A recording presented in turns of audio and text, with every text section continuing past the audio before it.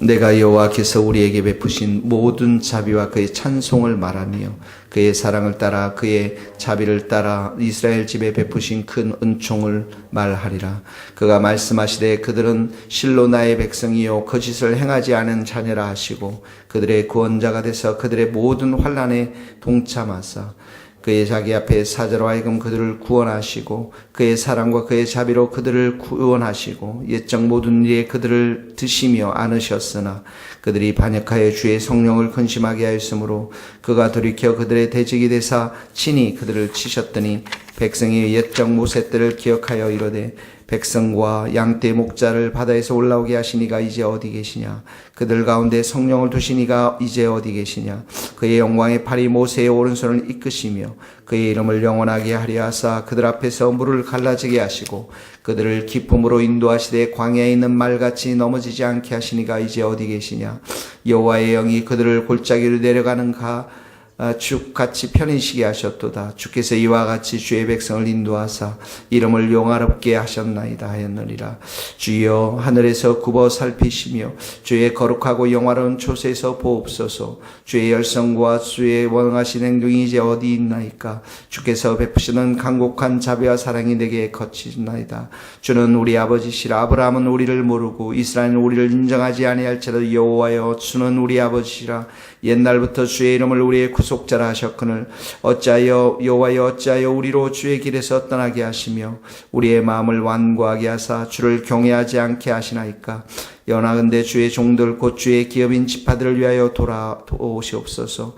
주의 거룩한 백성이 땅을 차지한 지 오래지 아니하여서 우리 원수가 주의 성소를 유린하였나온 우리는 주의 다스림을 받지 못하는 자 같으며 주의 이름을 일컬음을 받지 못한 자같이 되었나이다. 아멘. 이제 여기 보면 마지막 기도에 대한 것이 나와 있어요. 여기 기도에 이사야의 예언이 이제 마지막 지점에 이르면서 간절히 이제 중보 기도를 드리는데 이 기도의 자리에서 이사야가 가장 먼저 이제 기억한 것이 하나님의 은총입니다. 7절에서부터 14절 말씀 하나님의 은총에 대해서 기억하고 있습니다. 하나님의 은총, 하나님께서 과거에 베풀어 주신 은총, 이 은총을 기억하면서 하나님 도와주십시오 이렇게 기도드리고 있는 것입니다. 7절에 보면 한번 동그라미를 쳐봅시다. 모든 자비가 나오죠. 또 그의 찬송이 나오죠. 우리에게 베푸신 모든 자비, 찬송, 사랑, 또 많은 자비, 또 베푸신 큰 은총, 과거에 이스라엘 백성들을 향해서 베풀어 주신 큰 은총들을 생각하면서 여기 기록한 것입니다. 특별히 9절에 보면 그들의 모든 환난에 동참하사 이렇게 했죠. 이스라엘 백성들이 환난을 당할 때, 애굽에서 환난을 당할 때, 고난을 당할 때 하나님께서 외면하지 아니하시고 그들의 고통을 감찰하시고 함께 환난에 동참하셨다라고 나와 있습니다. 출애굽기 3장 7절 9절에도 보면 내가 내 백성의 고통을 정령히 보고 또 그 부르짐을 듣고 그 우고를 알고 내가 보았다 이렇게 말씀하고 있습니다.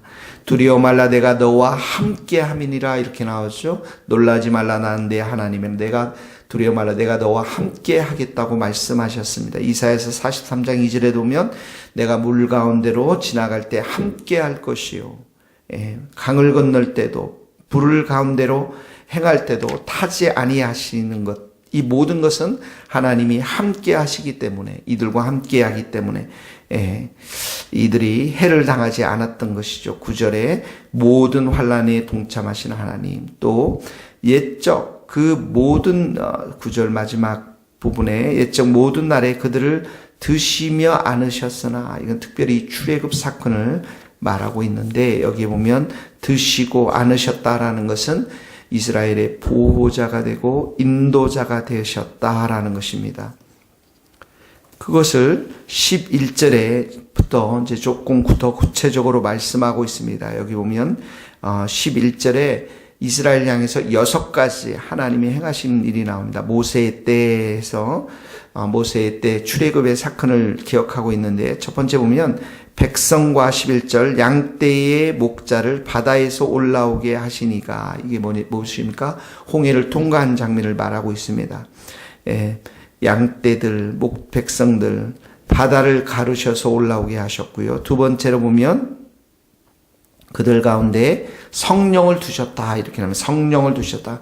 출애굽의 사건을 통해서 하나님이 행하셨지만 성령님께 함께 하셨다라는 것이죠. 12절에 보면 그의 영광의 팔이 오른손을 이끄시며 그의 이름을 영원하게 하리라.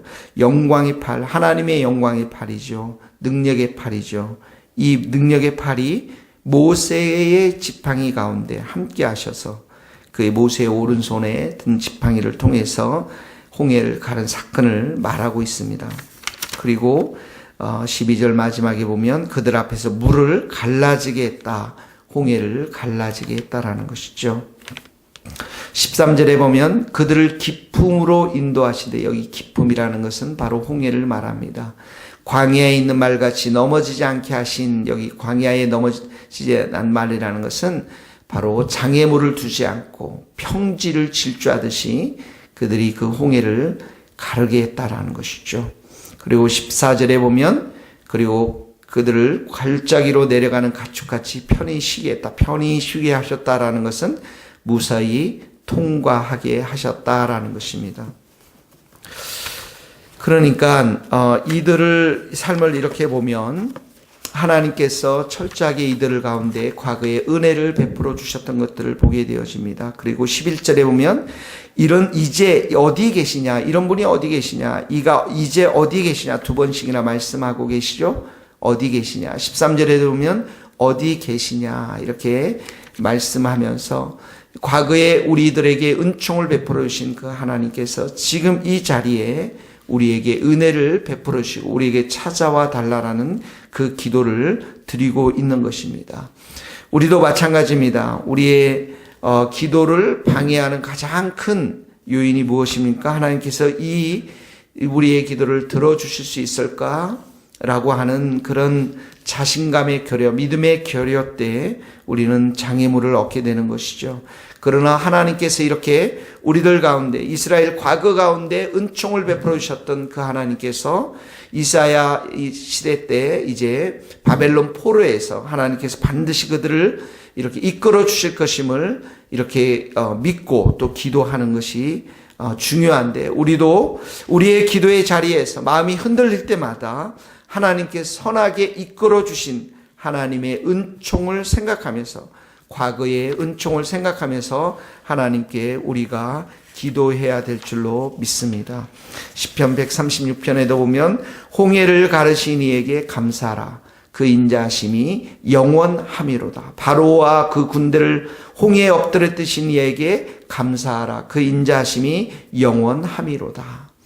과거의 은총을 우리가 기억하면 하나님 앞에 감사드릴 수밖에 없고, 그때 베풀어 주신 그 인자, 하나님의 인애가 바로 지금도 계속되고 있음을 고백하는 그러한 말씀인 것입니다. 오늘 첫 번째 우리의 적용, 우리의 기도의 자리에서 많은 기도의 제목들이 있을 텐데, 에베네셀의 하나님, 하나님께서 여기까지 도우셨다라고 하는 그 하나님, 은총의 하나님을 우리가 기억하면서 감사드리고, 그리고 믿음과 확신을 가지고 기도할 수 있기를 예수님의 이름으로 축원합니다. 두 번째로 보면 15절에서 19절의 말씀인데, 바로 하나님이 우리의 아버지 되심을 말씀하고 있습니다.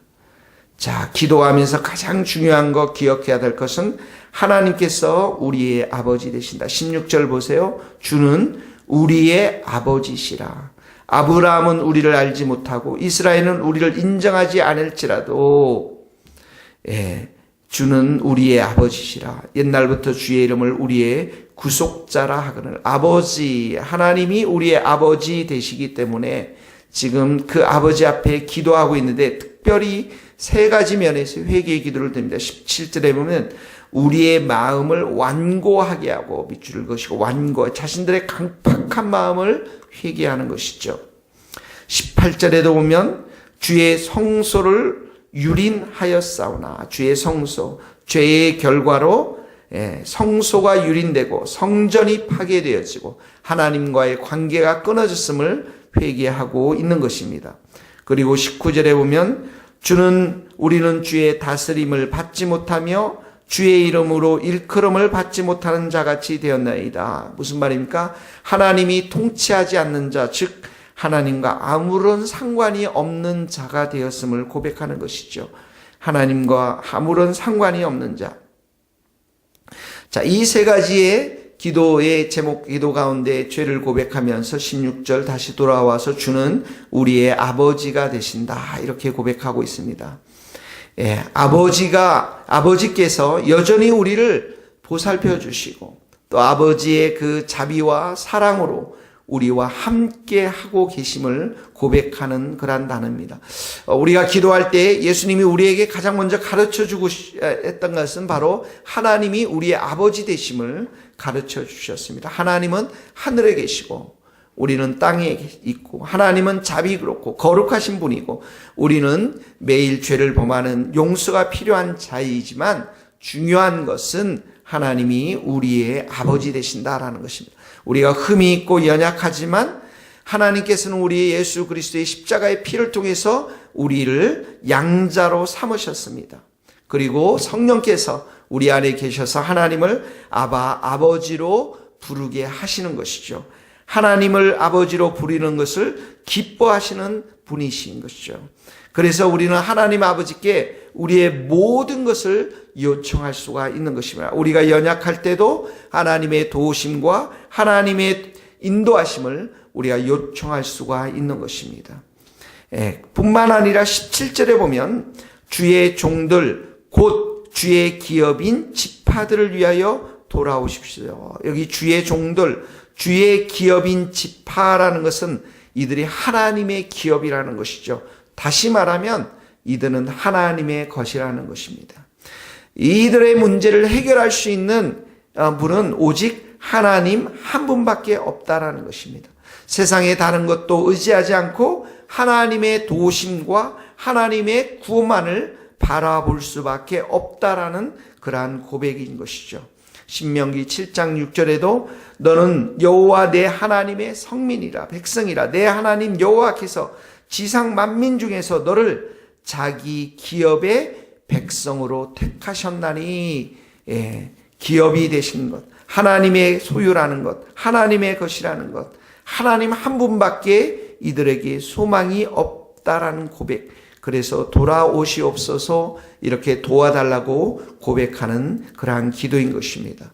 우리도 오늘 이 말씀을 우리가 적용하면서 하나님이 우리의 아버지 되시고 하나님이 우리의 기업이 되신 하나님의 것이라는 것, 우리는 하나님의 기업이라는 사실, 이 사실을 기억하면서 하나님 앞에 우리가 간절히 기도하며 도움을 요청하는 그러한 복된 기도의 시간이 될 수 있기를 예수님의 이름으로 축원합니다. 기도하시겠습니다. 하나님 아버지 감사합니다. 우리 지난날의 과거의 시간들을 돌이켜보면서 여기까지 우리를 인도하신 분이 여호와 하나님 한 분이심을 고백합니다.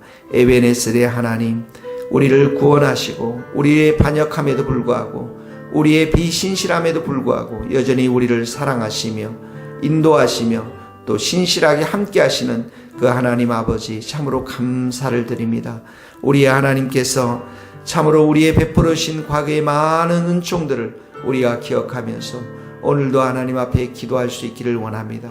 우리의 아버지 되시고 우리가 하나님 나라의 기업이 됨을 기억하고 우리가 온전히 하나님의 소유된 자들임을 기억하며 하나님 앞에 오늘도 간구할 때 우리 모든 성도들의 기도를 응답하여 주시고 우리가 기도할 때 오늘도 좋은 것으로 하나님 응답하여 주시옵소서.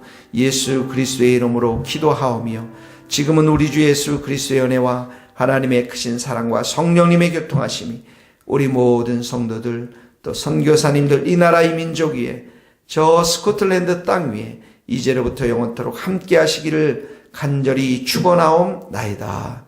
아멘.